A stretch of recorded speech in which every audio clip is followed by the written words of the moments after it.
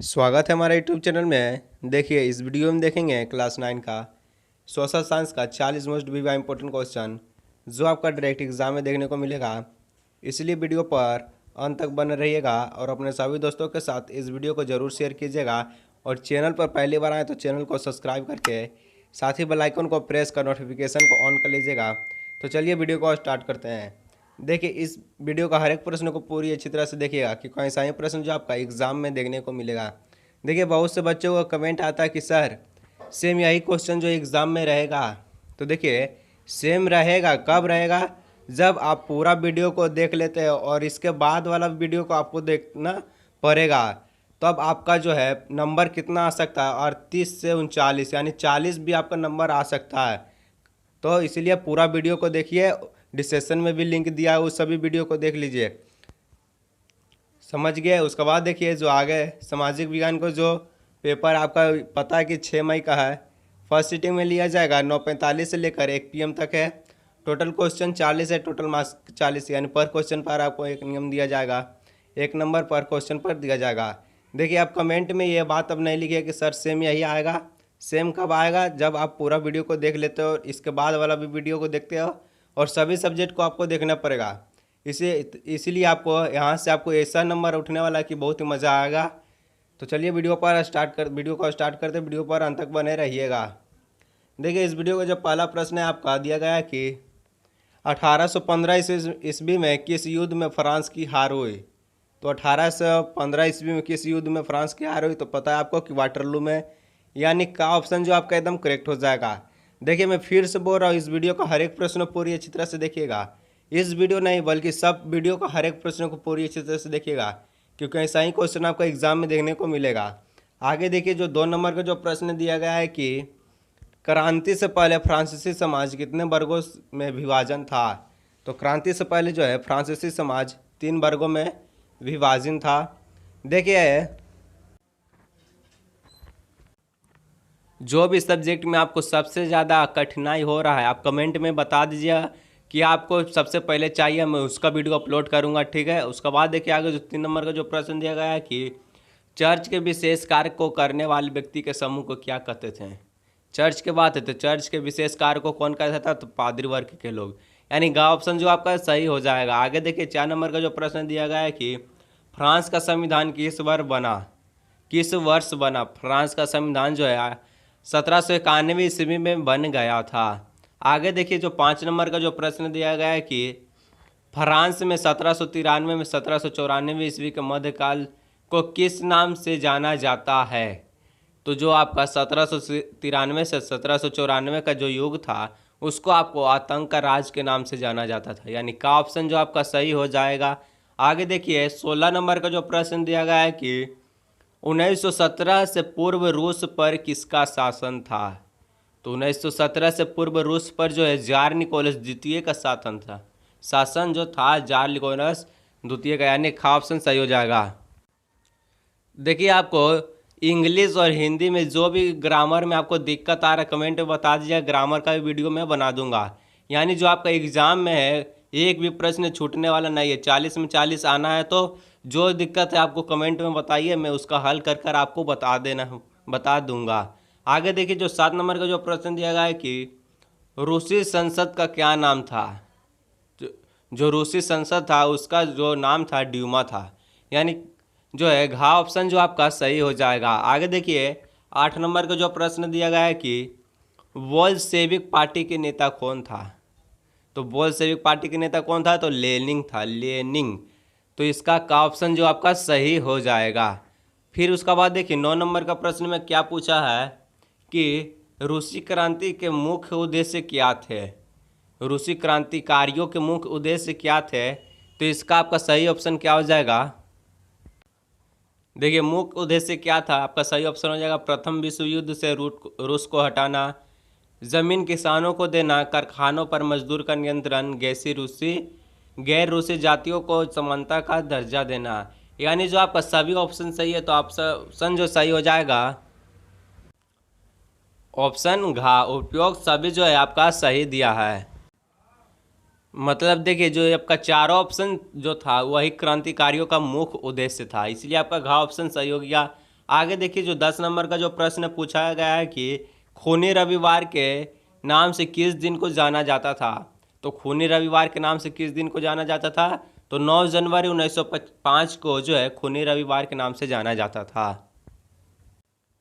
देखिए मैं फिर से बोल रहा हूँ कि एग्ज़ाम में किसी भी प्रकार का आपको दिक्कत है, कमेंट में आप ज़रूर बताएं, मैं आपको हल कर बताऊँगा, हल कर कर यानी आपको जो है एग्ज़ाम में टेंशन नहीं लेना है। कोई भी सब्जेक्ट में दिक्कत हो किसी भी प्रकार का, आप ज़रूर कमेंट में अपना राय दें। उसका बाद देखिए जो आपका 11 नंबर का जो प्रश्न दिया गया है कि भारत का क्षेत्रफल विश्व के कुल क्षेत्रफल का कितना प्रतिशत है।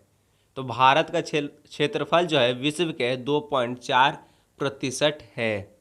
देखिए मैं आपसे एक बात करना चाहता हूँ कि आपको संस्कृत को जो है क्वेश्चन चाहिए कि नहीं चाहिए वीडियो बना हुआ, आप कमेंट में बता दीजिएगा, उसी प्रकार से मैं संस्कृत का वीडियो मैं बनाऊंगा।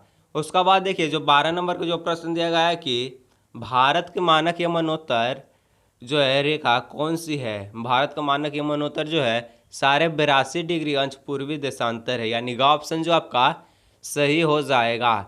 आगे देखिए जो आपका 13 नंबर का जो प्रश्न पूछा है कि कर्क रेखा किस राज्य से नहीं गुजरती है। किस राज्य से नहीं गुजरती, तो इसमें ऑप्शन देखने वाला बात है। देखिए गुजरात है, मध्य प्रदेश है, और झारखंड है, उड़ीसा है। गुजरात से कर्क रेखा गुजरता है, मध्य प्रदेश से भी गुजरता है और झारखंड से भी गुजरता है। तो किस से नहीं गुजरता, तो उड़ीसा से नहीं गुजरता, यानी घ ऑप्शन जो आपका सही हो जाएगा। उसका बाद देखिए 14 नंबर का जो प्रश्न पूछा गया है कि विश्व का सबसे ऊंचा शिखर माउंट एवरेस्ट किस देश में है। जो है माउंट एवरेस्ट विश्व का सबसे ऊंचा शिखर जो है नेपाल में है, यानी ग ऑप्शन जो आपका सही हो जाएगा। और भारत का जो भारत का सबसे ऊंचा पर्वत कौन सा है, तो कंचनजंगा है, जो विश्व का दूसरा सबसे बड़ा ऊंचा शिखर है। आगे देखिए जो 15 नंबर का जो प्रश्न दिया गया है कि एक स्थलीय भाग जो 3 और समुद्र से घिरा है, मतलब ऐसा टाइप का जो आपका 3 और समुद्र से घिरा गया है, तो उसको क्या बोलेंगे, उसको कहेंगे प्रायद्वीप, यानी ग ऑप्शन सही हो जाएगा।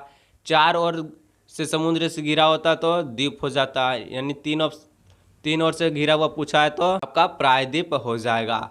आगे देखिए जो 16 नंबर का जो प्रश्न दिया गया है कि बाढ़ वाले मैदान के नए तथा युवा निक्षेपों को किस नाम से जाना जाता है।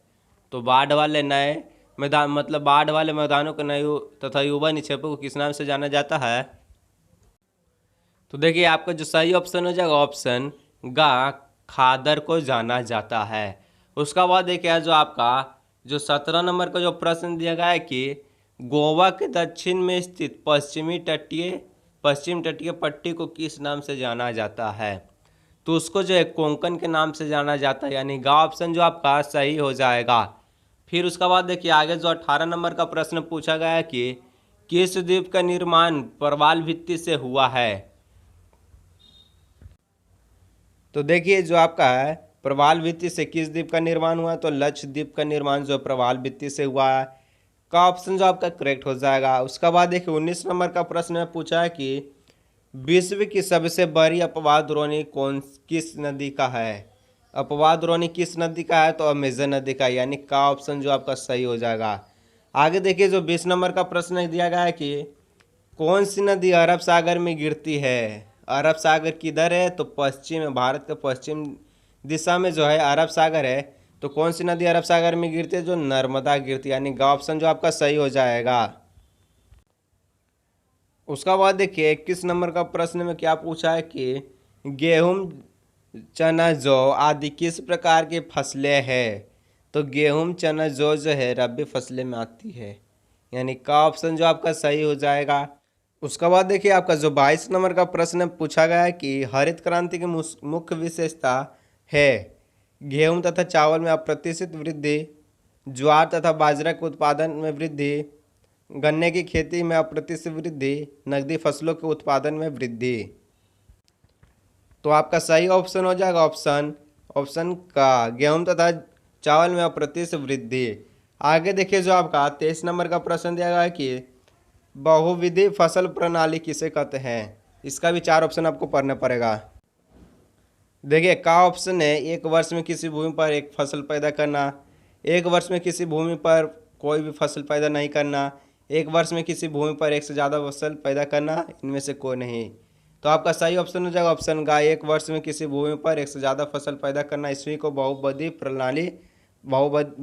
फसल प्रणाली कहते हैं।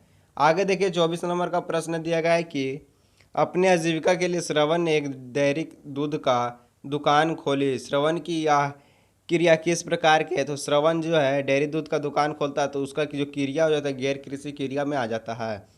आगे देखिए 25 नंबर को जो प्रश्न दिया है कि HYV का क्या तात्पर्य है? तो HYV का जो तात्पर्य है अधिक उत्पादन करने वाले बीज से। ऑप्शन जो आपका सही हो जाएगा। आगे देखिए जो आपका 26 नंबर का प्रश्न में पूछा गया है कि निम्नलिखित में से कौन सा कारक जनसंख्या की गुणवत्ता को बढ़ाता है? साक्षरता दर, लोगों का स्वास्थ्य, कौशल निर्माण। तो इसका सही ऑप्शन हो जाएगा ऑप्शन गा, यहाँ घा हो जाएगा। इनमें से सभी जो है जनसंख्या की गुणवत्ता को बढ़ाता है। आगे 27 नंबर का प्रश्न में पूछा गया है कि भारत सरकार की पहल सर्व शिक्षा अभियान का प्राथमिक उद्देश्य क्या है? तो इसका जो उद्देश्य था ऑप्शन घ 6 से 14 वर्ष के सभी बच्चों को शिक्षा देने पर ध्यान देने, यही जो आपका घ ऑप्शन सही हो जाएगा। उसका बाद देखिए 28 नंबर का जो प्रश्न पूछा गया है कि इनमें से कौन प्राथमिक क्षेत्र का उदाहरण है? एक उदाहरण है पशुपालन, कपड़ा बुनना, बैंकिंग, ट्यूशन पढ़ाना। तो ऑप्शन का आपका सही हो जाएगा जो है पशुपालन जो है प्राथमिक क्षेत्र का एक उदाहरण है। देखिए इस वीडियो का एक एक प्रश्न पूरी अच्छी तरह से देखिएगा क्योंकि ऐसा ही प्रश्न जो आपका एग्ज़ाम में आने वाला है। और उस सभी वीडियो को आप देख लीजिएगा, डिस्क्रिप्शन में लिंक दिया गया है। इसके बाद आपको गर्दा मचाने से कोई रोक नहीं सकता है। फिर देखिए 29 नंबर का जो प्रश्न दिया गया है कि किसी एक खेत में 5 लोग काम कर रहे हैं, यदि उनमें से 2 लोगों को हटा दिया जाए तो उत्पादन पर कोई प्रभाव नहीं पड़ेगा। यह किस प्रकार की बेरोजगारी को इंगित करता है? तो ये जो है आपका प्रच्छन्न बेरोजगारी को इंगित करता है, यानी खा ऑप्शन जो आपका सही हो जाएगा। उसका बाद देखिए 30 नंबर का प्रश्न में पूछा गया है कि शिक्षा एवं स्वास्थ्य द्वारा विकसित किए गए मानव को अर्थशास्त्र में क्या कहा जाता है? तो इसको जो है अर्थशास्त्र में क्या कहेंगे? तो मानव पूंजी कहेंगे, यानी का ऑप्शन जो आपका सही हो जाएगा। आगे देखिए 31 नंबर का प्रश्न में क्या दिया है।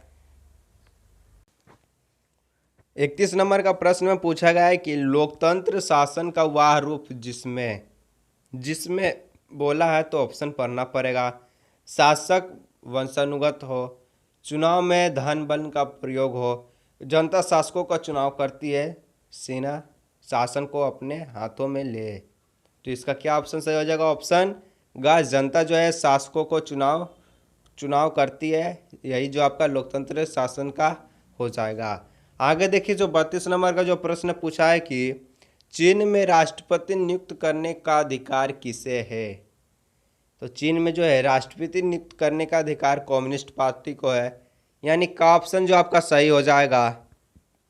आगे देखिए जो आपका 33 नंबर का जो प्रश्न दिया गया है कि जिम्बाब्वे कब स्वतंत्र हुआ? जिम्बाब्वे कब स्वतंत्र हुआ? तो 1980 में जो है जिम्बाब्वे स्वतंत्र हो गया था। उसका बाद देखिए आगे जो 34 नंबर का प्रश्न में पूछा गया है कि रॉबर्ट मुगाबे कहाँ के राष्ट्रपति थे? तो रॉबर्ट मुगाबे जो जिम्बाब्वे के राष्ट्रपति थे, यानी घा ऑप्शन जो आपका सही हो जाएगा। आगे देखिए उसी प्रकार जो आपका 35 नंबर का क्वेश्चन जो है पूछा गया है कि दक्षिण अफ्रीका के प्रथम राष्ट्रपति कौन थे? तो दक्षिण अफ्रीका के प्रथम राष्ट्रपति जो है नेल्सन मंडेला था। घा ऑप्शन जो आपका सही हो जाएगा। उसका बाद 36 नंबर में पूछा गया है कि संविधान के संबंध में इनमें से कौन सा कथन असत्य है? ऑप्शन ए का यह साथ रह रहे विभिन्न तरह के लोगों के बीच जरूरी भरोसा एवं सहयोग विकसित करता है। यह स्पष्ट करता है कि सरकार का गठन कैसे होगा और किस फैसले लेने का अधिकार है। यह सरकार के अधिकारों की सीमा नहीं बताता, यह नागरिकों के अधिकार के बारे में नहीं बताता है। तो इसका आपका सही ऑप्शन क्या हो जाएगा? ऑप्शन जो है गा सही हो जाएगा। यह सरकार के अधिकारों की सीमा नहीं बताता है, यही जो है संविधान का गलत असत्य हो जाएगा, मतलब इसमें आपका सही हो जाएगा। 36 नंबर तक हो गया। आगे देखिए 37 नंबर में क्या पूछा है कि भारतीय संविधान सभा के लिए कब चुनाव कराए गए थे। तो भारतीय संविधान सभा के लिए जुलाई 1946 में चुनाव कराए गए थे। उसके बाद आपका पूछा गया है 39 नंबर का जो प्रश्न है, मतलब 38 नंबर का जो आपका प्रश्न में पूछा गया है कि इनमें से कौन भारतीय संविधान सभा के सदस्य नहीं थे। अंबेडकर जी जो सदस्य थे संविधान सभा के, जवाहरलाल नेहरू भी थे और राजेंद्र प्रसाद भी थे। महात्मा गांधी जो है संविधान सभा के सदस्य नहीं थे। आगे देखिए 39 नंबर का प्रश्न है कि इनमें से भारतीय संविधान का बुनियादी मूल्य कौन नहीं है। तो असंहिता जो है ये आपका बुनियादी मूल्य का